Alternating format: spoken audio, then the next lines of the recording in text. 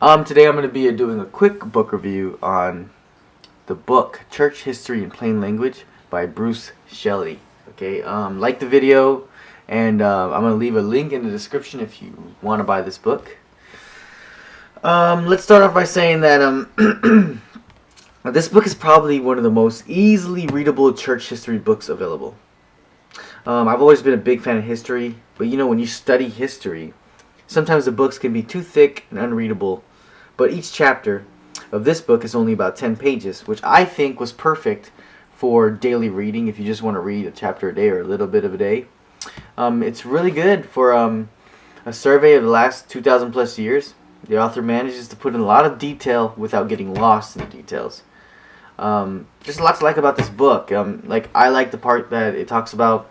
I like how it talks about doctrine to a fair degree and explores greatly where a lot of these doctrines come from, which is so important as a Christian because, you know, we're supposed to know our own personal doctrine, and it would be great to know where it comes from.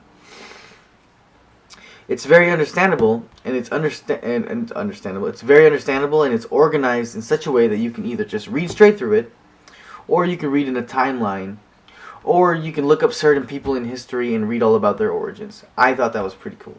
I highly recommend this book to anyone who is interested in the history of the church, which I'm sure a lot of us are. I finished this book with a sense of awe of the work of God, the great architect, the great builder of our church, and I also gained a more gracious and inclusive perspective of my fellow Christians in Sunday traditions and denominations. You know, like for example, Catholics and whatnot. The author does a good job at hitting all the high notes and making you feel like you're part of the story. I really enjoyed that. This book is for the everyday believer looking to know more about the church and how they got their beliefs. The author presents a great format of explaining ideas, changes, and themes with the priority of sticking to a, rigid chronological timeline. I really enjoyed that approach.